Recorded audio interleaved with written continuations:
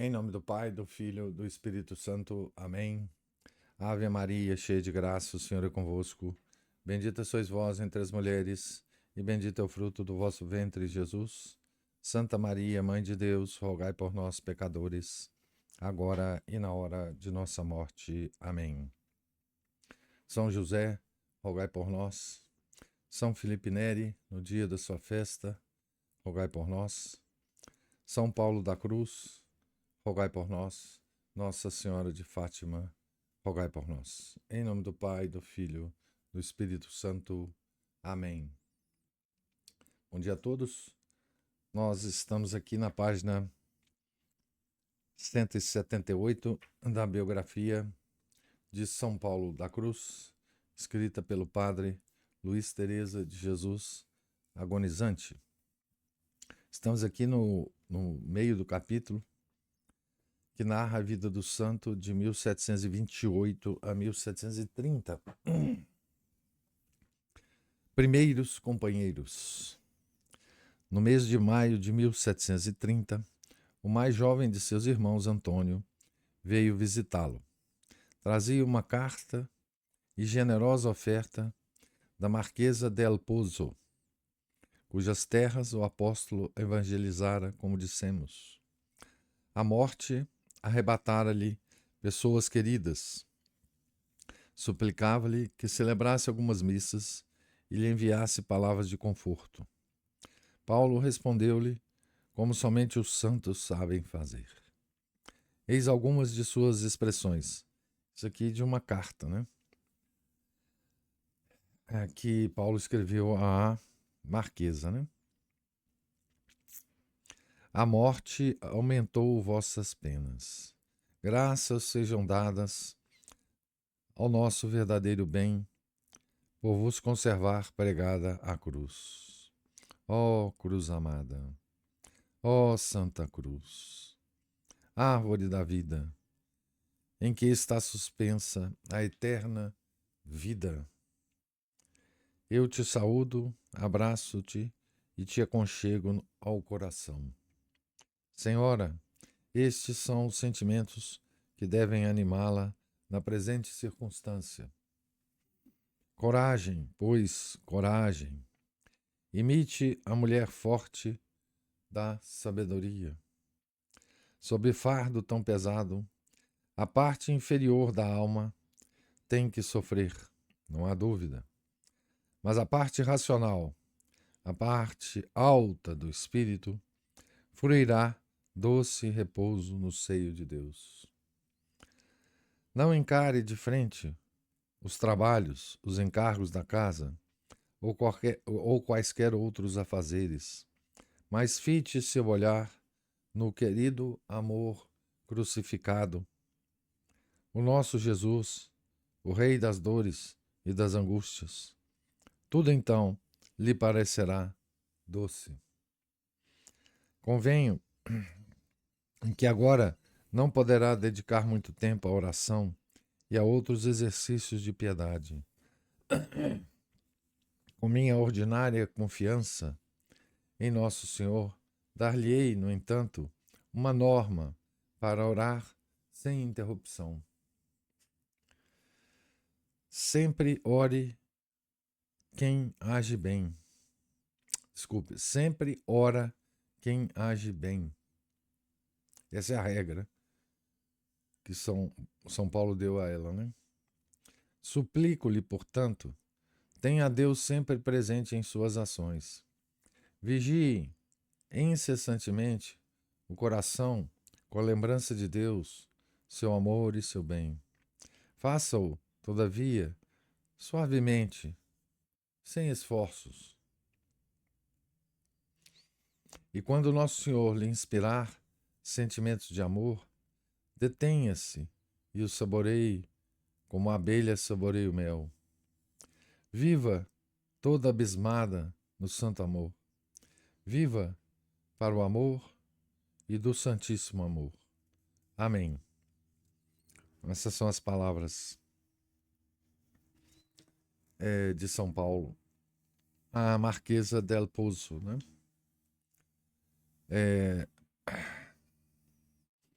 esse trecho, né?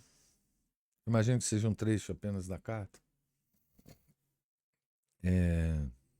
Tem toda a unção aqui do santo, né? E lembra bem, né? Isso aqui lembra muito outros santos, né? Outras manifestações de outros santos, né? Em certa parte aqui, ele me lembrou São Francisco de Sales, né? Mas tem toda uma característica dos passionistas aqui, obviamente, né? Sigamos aqui ao texto. Essas expressões não se inventam. Faça mistério experimentá-las para as exprimir. Quem não ama, não as descobre. O jovem Antônio, fascinado pelas virtudes dos irmãos e pelos encantos da solidão, decidiu consagrar-se também a Jesus crucificado. Foi aceito como clérigo.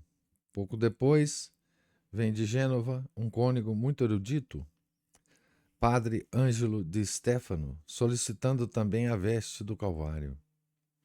Entregou a Paulo uma carta do seu antigo diretor, Padre Erasmo Tussinardi, em que lhe anunciava a próxima vinda de um pároco e de um clérigo. Chegaram no mês de setembro. Eis os primórdios do humilde Instituto da Paixão. Já perfaziam o número de 7 os solitários do Monte Argentário. 4 sacerdotes, 2 clérigos e um irmão leigo.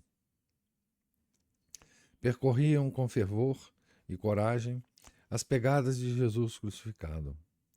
Paulo regozijava-se no Senhor. Embora acanhada e pobre, nessa primeira residência se firmavam as esperanças do fundador. Escreveu ao padre Tussinardi, abre aspas, o retiro é pequeno, mas Deus é bastante grande para ampliá-lo. Assim o espero.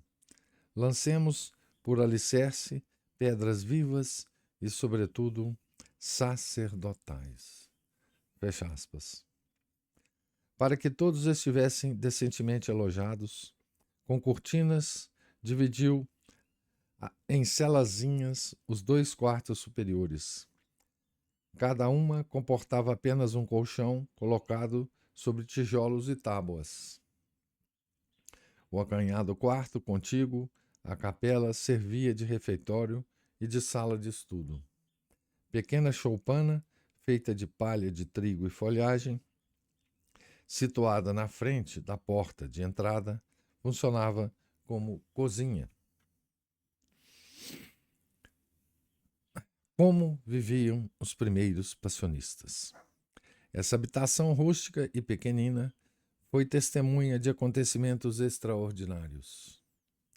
No alto das montanhas, os rios são menos largos e majestosos que nas planícies. Estão, todavia, mais perto do céu.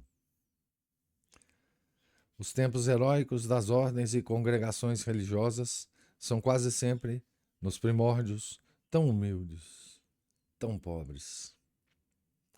A vida admirável de Paulo da Cruz começou logo a reproduzir-se nos filhos. O Espírito Santo renovava no Argentário as maravilhas da Tebaida. Como fundador, os primeiros passionistas vestiam grosseira túnica de lã preta, andavam sempre descalços e de cabeça descoberta. A alimentação era a mais frugal: legumes, hortaliças e algumas vezes peixe. Para maior mortificação, esses alimentos eram cozidos sem tempero algum, até mesmo sem sal.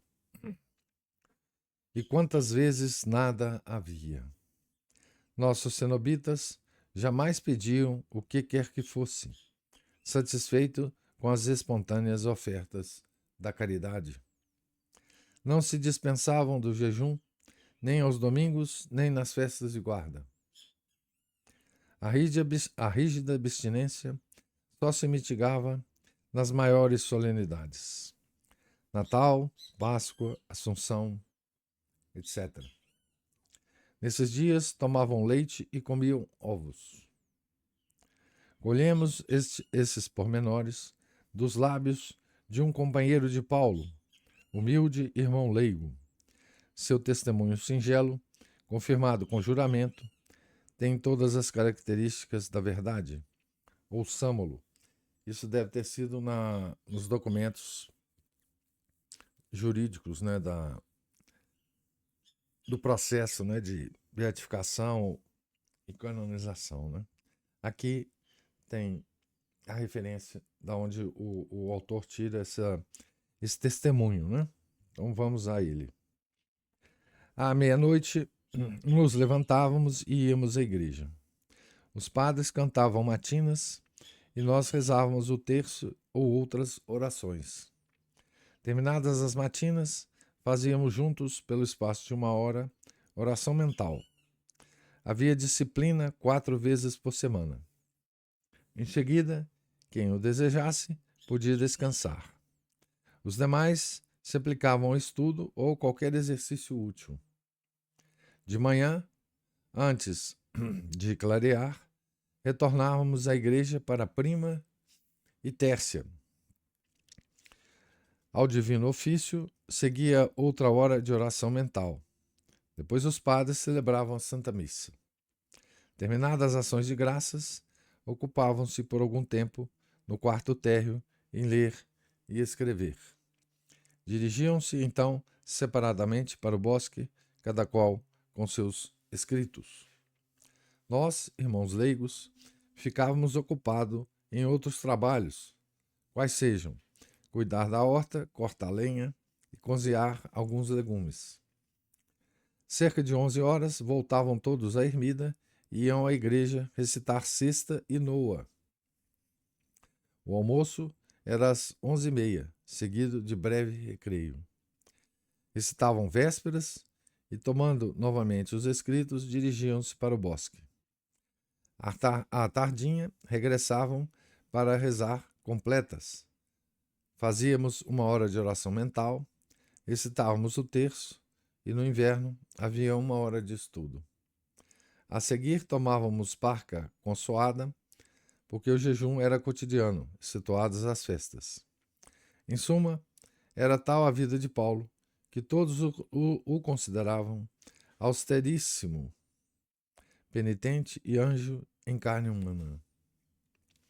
Então, esse é o depoimento, né? Então, João Orlandini, esse é o nome do depoente, recebeu o santo hábito, mas não suportou vida tão austera por falta de saúde. O santo, por inspiração divina, disse-lhe: Filho, é evidente que você não pode continuar nesta vida. Se recuperar a saúde, recebê-lo-ei novamente. Mas não voltará mais, creia-me. Tema sempre a Deus, conserve em sua graça e lembre-se sempre do que lhe vou dizer. Terá que carregar pesada cruz. Leve-a com paciência e o céu será seu. Acrescenta Orlandini, abre aspas, voltei, portanto, para Orbetelho, para junto de minha família, e tudo o que me disse o padre Paulo na despedida se verificou e ainda se está verificando. Era o santo fundador a alma daquela humilde família religiosa. Estimulava mais com o exemplo do que com as palavras. Superava a todos no fervor, qual o painel de grande mestre que sobrepuja em beleza e perfeição as cópias dos discípulos. Embora ocultasse suas penitências, algo transparecia e esse pouco eram verdadeiros prodígios. Adquirira completo domínio sobre si. Permanecia por vezes vários dias em absoluto jejum. Afirma-se nos processos que chegou a ficar 40 dias sem comer nem beber. para mitigar a sede ardente que o devorava, recorria à oração. Continuamente unido a Jesus crucificado, fruía doçuras celestes, que lhe faziam olvidar as mais prementes exigências da natureza. Ordinariamente, não repousava à noite, saindo às escondidas para ocultar-se numa gruta nas vizinhanças da ermida. Era, todavia, o primeiro a chegar à capela para o canto de matinas. Para evitar singularidades, deitava-se por algum tempo no pobre e duro colchão. Tinha por travesseiro tosca pedra, julgando, em sua simplicidade, que ninguém o notara, exceto o confidente de sua alma e semelhante nas virtudes, o padre João Batista. Durante o dia, adentrava no mais espesso do bosque e, tendo somente a Deus por testemunha, orava e martirizava as suas carnes inocentes. Alguns pastores ouviram certa vez estranho barulho de correntes. Era Paulo a bater-se impiedosamente nas costas desnudas com cadeias de ferro. Ele usava essa terrível disciplina quase diariamente. Quando idoso, lançou-a numa fossa, exclamando: assim ninguém terá a tentação de usá-la. Noutra ocasião, certo caçador notou alguns espinheiros agitarem-se violentamente. Julgando tratar-se de javalis, armou a espingarda. Deu mais alguns passos e, assombrado, viu o santo a revolver-se, todo ensanguentado, nos espinhos. O padre Fulgêncio de Jesus afirmou que muitas mortificações praticadas por Paulo só as conheceremos no juízo final, no juízo universal. O heroísmo de suas penitências apenas encontrava paralelo em sua profundíssima humildade. Julgava-se o último e mais miserável dos homens. Escrevia, abre aspas, aqui louvam a Deus dia e noite. E eu, ai de mim, vir pollutus labes ego sum. Sou um homem de lábios impuros. Isaías 6:5. Esse baixo conceito de si fazia-o lançar-se frequentemente aos pés dos religiosos e implorar com lágrimas nos olhos o auxílio de suas orações. Deitava-se por vezes à porta da casa para ser tido como o mais vil dos mortais. Esperava da providência os recursos necessários para aumentar a ermida, quando Deus inspirou a um benfeitor de Porto Ercole levar a cabo a santa empresa. Regozijou-se Paulo no Senhor. Já antevia a pequena habitação transformada em grande retiro, seminário fecundo de homens apostólicos. Isso foi de muito estímulo para prosseguir os trabalhos em prol da congregação. Esperava que Clemente XII, sucessor de Bento XIII, falecido em 21 de fevereiro de 1730, continuasse a favorecer o Instituto, notadamente com a aprovação das regras. Escreveu a respeito a Monsenhor Crescenzi. Este, congratulando-se com ele pelo aumento da família religiosa, acrescentou, abre aspas, folgo em servi-los e auxiliá-los em obras de tanta importância. Entreguei sua carta ao cardeal Corradini, que muito se edificou com ela. Sua Eminentíssima está disposto também a fazer quanto dele depender. Fecha aspas. Deserções. Belas esperanças, de pronto, porém desvanecidas. É que Deus se comprazia em submeter o nosso santo a duras provas. Cumpria-se o vaticínio do venerável bispo de Troia, ao compará-lo com Abraão. Prometera o Senhor ao patriarca numerosa posteridade e lhe ordenara que sacrificasse Isaque, o filho de suas esperanças. Paulo recebe a mesma promessa e tem que sacrificar os primeiros companheiros, esperanças do Instituto. À semelhança do Divino Mestre, o servo de Deus sofreu o abandono de seus discípulos. Todos abraçaram com fervor as austeridades da congregação, mas faltou-lhes força bastante para prosseguirem a rígida jornada. Confessemos que uma congregação recém-nascida, sem o prestígio do passado nem os recursos do presente, exige fé inquebrantável no futuro. São necessários heróis de abnegação que avancem corajosamente, seguindo o fundador, até o cume da santidade. Assim, contemplamos pleiades de santos em torno de Domingos de Gusmão, de Francisco de Assis, de Inácio de Loyola e de todos os grandes fundadores. Paulo da Cruz terá também valorosa falange de santos. Mas, por agora, está só com seus 2 irmãos. E a tristeza do abandono cresceu com o esmorecimento do benfeitor, que, cedendo a pérfidas sugestões, decidira não mais cumprir a palavra dada para a ampliação da ermida. Paulo, amparado na cruz, suportou esse contratempo sem desfalecer. Derramou, contudo, sua mágoa no coração de Monsenhor Crescenzi. Este respondeu, exortando-o a não desanimar. Dizia-lhe que Deus, quando os interesses de sua glória o exigissem, abriria caminho para o estabelecimento do Instituto. Recomendava-lhe a santa perseverança. Paulo abandonou-se sem reservas nos braços da providência. Ele escreveu a Tucinardi, abre aspas aqui para Padre Paulo. O barco está lançado ao mar, sem vela nem remo, mas sob a direção do grande piloto, que o conduzirá com segurança ao porto. Investem-no os ventos e as tempestades, para melhor restabelecer a sabedoria de quem o governa. Viva sempre nosso Senhor Jesus Cristo, que nos tem dado força para tudo vencermos por seu amor.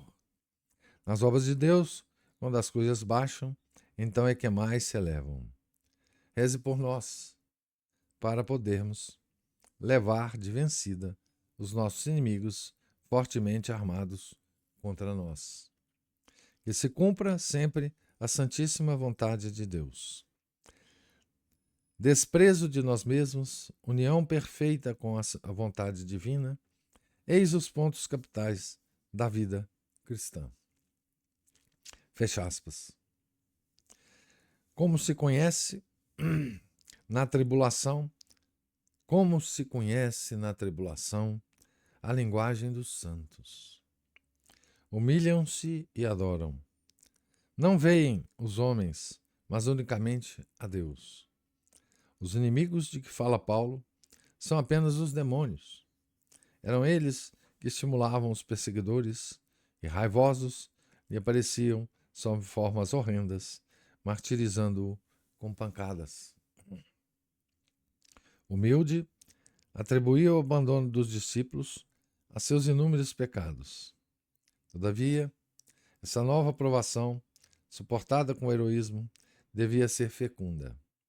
Deus lhe enviaria novos filhos, filhos de oração e lágrimas, que seriam a glória do Instituto, adorno da Igreja e coroa do Pai amantíssimo.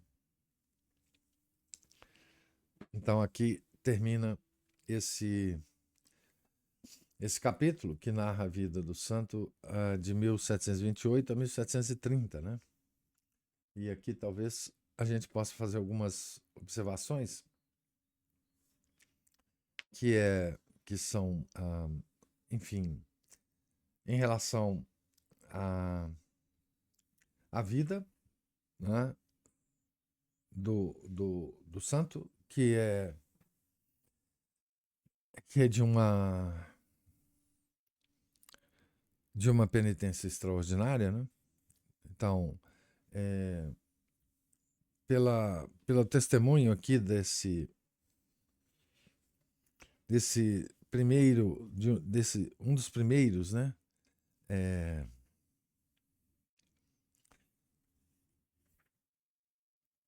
Companheiros, que é deixa eu ver só o nome dele, João Orlandini, né? Que faz a descrição da vida diária desses padres, né? No ainda não criado, né? Ainda não aprovado Instituto da Paixão, né? Bem, uma coisa extraordinária, né? Uma vida que hoje nós, com a nossa vida toda cheia de travesseirinhos de pena de ganso, né, encostados no nosso corpo, a gente não pode imaginar, né? Então, as orações, né, e os trabalhos de variados tipos, né? E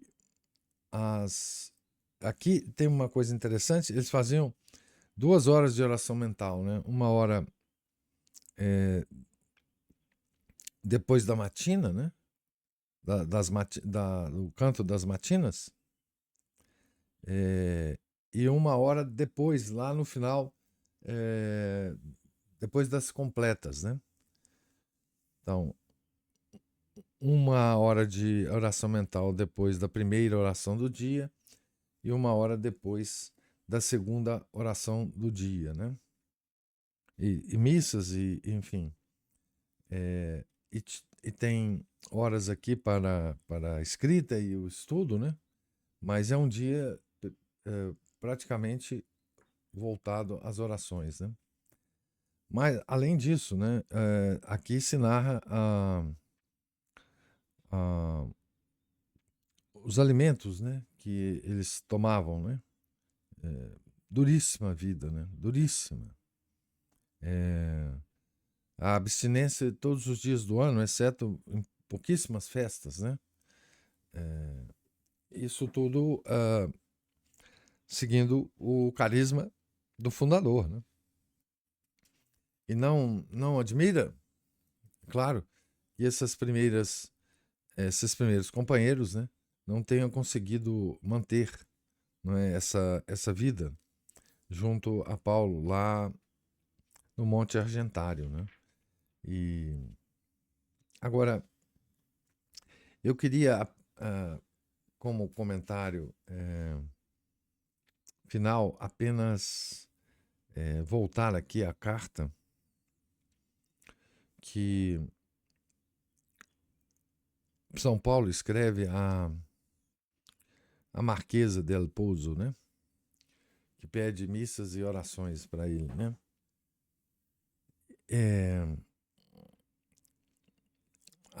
A delicadeza com que ele fala a Marquesa, né?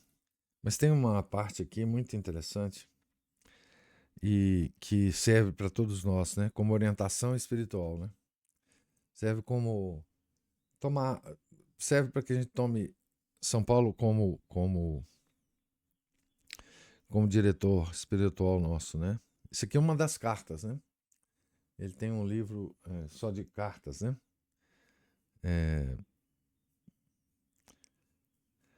Então, eu tô estimulando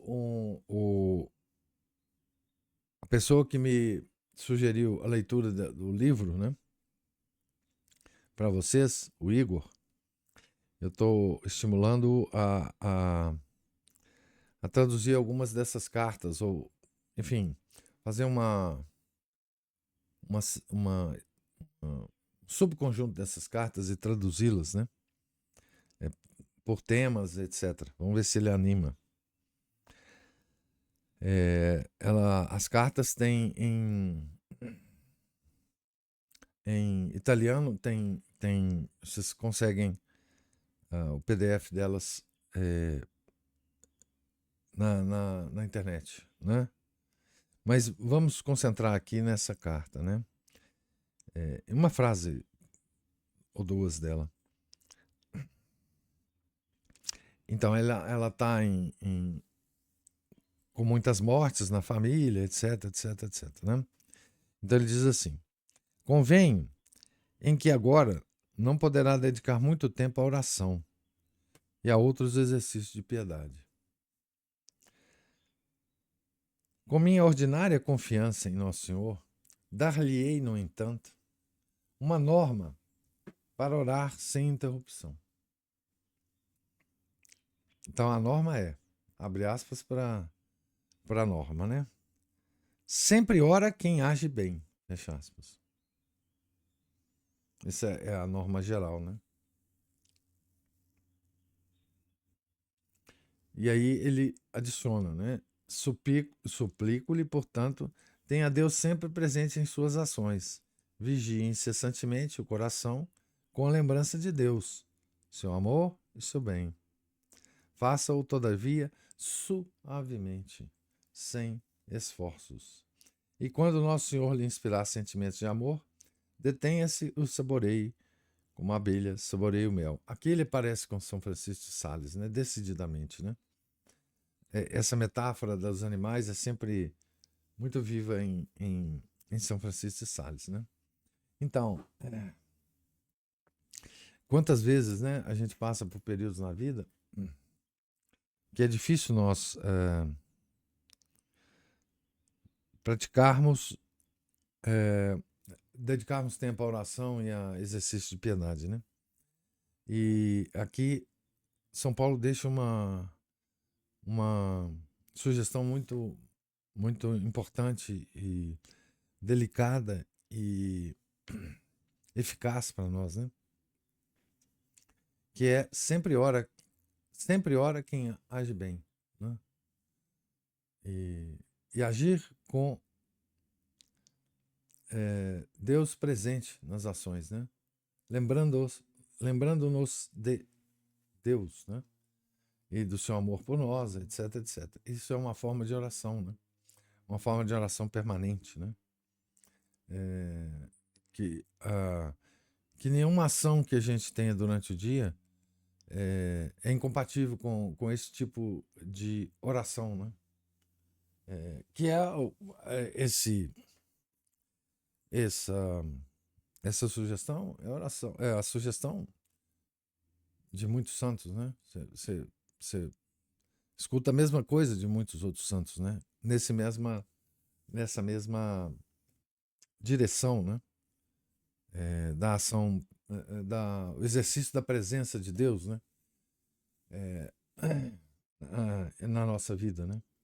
Então, que beleza, né? Que beleza isso aqui, vindo de São Paulo da Cruz, né? E os santos sempre falam disso, né? Mas cada santo fala de uma forma diferente, né? De uma forma inspirada por Deus para ele, né? Especificamente para ele. A, a, Deus sempre respeita, né? A natureza do santo. Né? Então, é a mesma verdade que vários santos falam, né? Mas cada um da forma particular, né? Proporcional à santidade, à natureza do santo, né? A obra do santo, né? Então essa carta aqui foi belíssima, né? De ler. Então, queria ver se há algum comentário, alguma observação de vocês aí sobre a leitura de hoje. Vamos parar aqui no início do capítulo 14.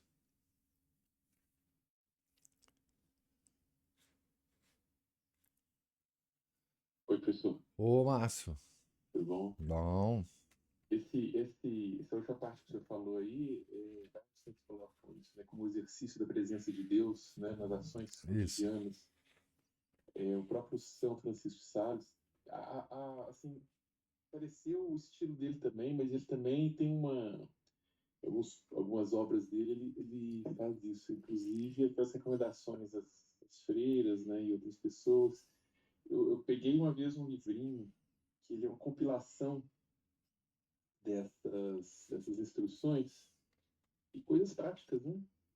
para como que a pessoa vai poder fazer, ter sempre essa presença constante, né, na lembrança durante o dia, nas atividades cotidianas. E tem até um livro uma vez que eu vi, eu estou tentando ver se eu acho, inclusive, uma tradução decente para ele, não sei se eu consigo o original. Na verdade, ele é de um irmão carmelita do século XVII, ter sido escrito originalmente em francês, mas tem gente que está dando ele nome em inglês, então uma zorra esse negócio. Mas ele trata exatamente disso, da prática, são as práticas desse monge carmelita a respeito do exercício da presença de Deus, que é dentro das atividades da gente, é o que a gente fracassa mais facilmente, né? Uhum. Porque a gente se distrai muito e dependendo da atividade que a gente for fazer, aquilo exige tanta atenção da gente, concentração, que a gente se esquece até de nós mesmos, né? Não lembra de tomar água, de comer, de ir no Uhum. banheiro, o dia acabou, a gente continua. É. Quando é muito a atividade absorve a gente demais, né? É assim É, mesmo. É. né? Principalmente se for uma atividade mental, então é uma coisa horrorosa. Pior ainda. É. Pelo menos atividade manual, dá pra gente, se não for de extrema complexidade, dá pra gente poder fazer isso, né? Tipo, uma atividade da roça típica, assim, É. pelo menos nas rotineiras, né? Não aquelas que tem que consertar, parar e pensar como é que eu vou fazer para consertar isso que quebrou, que o bicho estourou, uma coisa assim, É, né? mas o intelectual é mais difícil mesmo, o trabalho intelectual, né? Nossa, e é o que mais tem, principalmente na área de serviço, tem que estar atento. A gente É. faz, propõe um problema toda hora ali, você para por lá e aí eu vou ficando esquecido. Mas tem essas, inclusive até como o senhor falou dessas cartas, depois, uma hora aí, vou ver se eu. Esse semestre eu fiquei soterrado de serviço. Mas deixa eu dar uma pequena folguinha aí. Se eu vier, você pode passar uma ou outra aí para dar uma traduzida também. Vou colocar Se vocês tiver alguma em coisa. contato, o Igor e você, vou falar com o Igor. Isso. É, Porque isso é um empreendimento muito legal, porque são. Pelo menos fazer uma sim, edição seleta primeiro e sim, continuar traduzindo. E aí vai, até traduzir tudo. Né? sim. São duas, acho que 2.200 as publicadas. Nossa, é coisa É, demais. 2.200. São 3 volumes de umas 500 páginas cada volume. Que está publicado em Nossa, inglês, né? Então por isso que eu falo, é coisa. Hum, uma edição seleta, né? uhum. E Eu- primeiro e depois vai traduzindo. Até publicar as cartas completas, né, deles. E o senhor pretende fazer alguns vídeos curtos com algumas dessas cartas? Ah, certamente, né? Seria E aí nós vamos. interessante, né? Nossa Senhora. Talvez, É. assim, a leitura de uma, por mais longa que seja, não ultrapassa. Não, não. Nós vamos Uma, pensar. talvez Nós duas. vamos passar a fazer sobre isso também. Muito, muito, muito interessante isso. As cartas são Sim. lindas, são belíssimas. E, Porque e além. surpreendentes também, né? Tem muita coisa surpreendente, assim. Aham. Você espera que vai ser. É rigor, igual você acabou de falar dessa outra carta aí. É, Tem hora que não dá. tem uma carta que ele escreve para um senhor lá, que tinha ficado viúvo e tal. E esse senhor imagina que está recebendo certas consolações, certas mensagens. Hum, E a carta dele é muito engraçada. Ele fala: Mas você, um hum, miserável pecador, um verme, você está esperando receber consolação de Nosso Senhor? Cara, pelo amor de hum. Deus, você é um verme. Isso aí é o demônio que está te tentando. Você para com essas coisas, mas acaba com o cara. Da forma Aham. do santo, né? Mas é muito engraçado, muito engraçado. Ai, Vale meu muito Deus. para hoje, algumas pessoas hoje em dia, com essas Aham. bobagens de aparição de Aparição Nossa de. Senhora. Vale muito, viu? Ainda mais a aparição de Nossa Senhora para a gente crescer, igual eu já ouvi falar lá de Medjugorje, lá a pessoa abre um negócio, cheio de dinheiro, ninguém ganha muito na vida Os caras são individual. milionários, cara. Os videntes são milionários. Muito bem, gente. E tivemos Milionários. realmente um contato real dessa natureza com Nossa Senhora. Seu mundo, você quer saber? Tchau pro resto. É, Deixa eu começar a conviver com os, vi- Deus, Nossa Senhora, a partir de agora. Eu não quero saber de mais os ninguém. videntes são milionários lá nos Estados Unidos. Mudaram tudo pra lá, ué. Olha, que legal, naqueles chamados aqueles vistos de negócio. Eles vão lá em Medjugorje de vez em quando, só para administrar os negócios. Mas estão tudo lá nos Estados Unidos. Fazer os boizinhos no pasto, né? Exatamente. Não, mas isso é impressionante. E eles exploram, né? Todo o comércio e os hotéis, tudo em volta. É tudo deles, dos videntes. Aham. Junto É, com aqueles franciscanos lá, né? Aquilo ali é eu conheço. aquilo ali é uma coisa. Quem conhece aquilo é. Eu conheço um rapaz que ele passou por lá. Falou assim, apesar apesar dele perceber certa piedade por parte do clero religiosos que estavam lá, ele percebeu essa coisa muito mercantilista ali também, meio vazia espiritualmente É. ali. Ele falou que não, achou que muito rasteiro e foi embora. É. Eu não quero voltar também aqui, não. Foi de curioso. Lá, eu acredito que lá deva ter pessoa piedosa, como em todo lugar, enfim. Mas assim, quando você fica sabendo dos detalhes mais organizacionais, institucionais, né? É uma. Meio decepcionante. Nossa Senhora. Meu Né? Deus. E outro ponto aí, professor, só para deixar o tempo livre para os outros aqui também, bom, sempre a gente fala isso, né? A vida de austeridade, e põe austeridade nisso, né? Ó, Desses religiosos, que hoje a gente não ouve falar que os religiosos sigam essa vida, e que nós leigos também nos envergonha, porque muita gente hoje em dia não quer ter o mínimo de contrariedade com nada, aquelas pequenas cruzezinhas feitas para ali que possa da estrada. Nem isso as pessoas estão dispostas a aguentar mais, né? é. Agora imagina essas austeridades, então. Não, a gente reclama só das exigências mínimas que a igreja faz ao longo Uhum, do ano, né? uhum, A gente ainda reclama. Então, uhum. E aí foi uma coisa interessante que o senhor colocou. Essas exigências mínimas, vamos dizer assim, igual daqueles jejuns das têmporas, né? Essas abstinências das sextas-feiras e tudo mais. A gente só vai perceber também que isso não é um exagero, que é uma exigência mínima, quando a gente vai ler um pouco sobre a vida desses é. santos. Né? Não, isso é E aí mínimo e minimorum, né? Não tem. mínimo mora que ótimo. É, Eu sou coisa de gente velho. Pessoal, para com esse negócio de ficar acreditando de velho. Não tem Não. nada disso, ó. Tem muita gente nova e eu aposto que o senhor tem muito teólogo de escadaria de igreja ali, que nem passou dos 30 anos, que faz coisa ainda muito mais do que eu disse aí. Ai, meu Deus. Aqui, professor, obrigado por deixar o espaço desse. Obrigado Obrigado pela a você, atenção. meu caro. Isso mesmo. Acho que alguém aqui. Mas vamos ver se tem alguém. Ainda tem um tempinho aí para batermos um papo. Ô, professor, Oi, Ana é Paula. só que essas primeiras deserções aqui me lembraram os afetos e súplicas do São Afonso de Ligório no outro livro, né? E que ele pedia a cada final a santa perseverança. Isso. Porque às vezes a gente pode ter uma falsa impressão de si mesmo, né? Porque geralmente a gente começa um empreendimento animado, né?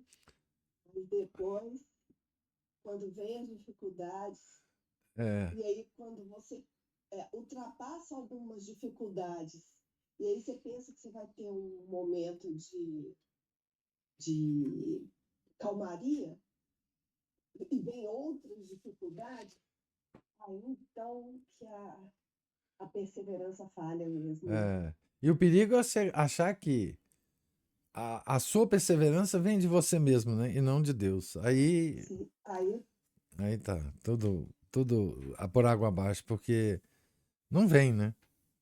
mesmo a dele, de um grande santo, né? Vinha de Deus, né? E ele sabia disso, por isso que ele pedia, obviamente. Mas assim, é impressionante isso, né? Como que uma obra que é de Deus, que tem a marca de Deus, passa por tantas vicissitudes, né? Tantas dificuldades, tantos vai e vens, né? Tantas. Porque, assim, imagina, o Bento XIII, que acolheu para análise as regras, que, que, que gostava tanto de São Paulo, né? Que o ordenou, né? Padre. Mesmo ele não conseguiu, antes de morrer, aprovar a regra, né? E a aprovação da regra é muito importante porque é o selo da igreja, né, a respeito da regra. E antes da aprovação dessa regra, quem atrai para essa ordem, o que pode atrair para essa ordem é a santidade apenas de São Paulo, né? Mas não tem ainda a aprovação da igreja, né? Então imagina um jovem devoto, piedoso da época, que gostaria de entrar numa ordem religiosa, né?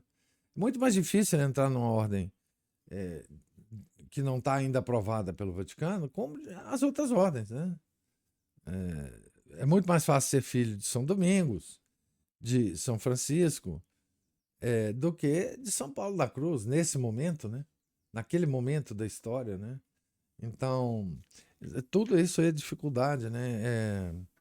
Tudo é um motivo de tristeza para a alma do santo, né? Imagina passando isso tudo, tendo que tratar com todos esses problemas e ainda manter a vida mortificada que ele mantinha, né? Imagina então tendo que escrever para cardeais, escrever para os consulantes, e ainda passar por todas aquelas rígidas penitências diárias que ele passava, né? É uma coisa impressionante, né? As exigências, as penitências em respeito à alimentação, as disciplinas, né? As solidões naquele ermo, né? Do Monte Argentário, que ele descreveu algumas aqui, né? Os espinhos, a disciplina com a corrente de ferro, enfim. Porque isso tudo ele passava diariamente com todas as levantar meia-noite para matinas, não sei mais, com mais 3 horas depois para não, é impressionante, né? E passando por todas essas dificuldades, digamos, mundanas, né? Então, sim, as fundações das ordens são sempre envolvem sempre esses casos extraordinários, né? Desses santos fundadores, né? Uma coisa impressionante, né? E aí é tão bom lembrar, né, professor, da leitura daquele livro de São José, das próprias dificuldades que Nosso Senhor passou, né? Sendo Ele Deus, estando Ele neste mundo, não tem jeito, né? Não, haverá dificuldade. E ele lá do lado, menino ainda, mas sabendo de tudo, né? E permitindo que São José e Nossa Senhora passasse, né? Uhum. E Nossa Senhora que não tinha pecado, né? Uhum. Original. Então, obra de Deus é assim mesmo. Obra de Deus é assim mesmo. Não tem jeito. Santo Afonso falava, né, que ele dizia que se o que ele estava pensando em fazer, em termos da ordem que ele fundou, né, não tivesse nenhuma dificuldade para ser fundada, é porque não seria obra de Deus.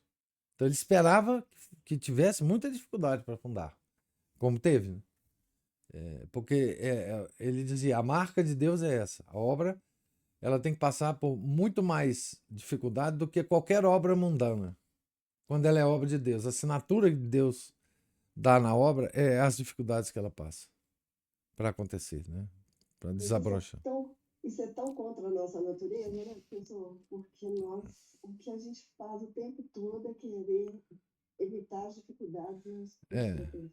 mas ele fala. E isso é um pouco verdade para tudo que, que recebe a aprovação de Deus, né? Na nossa vida cotidiana mesmo. Primeira penitência, né, professor? É essa, né?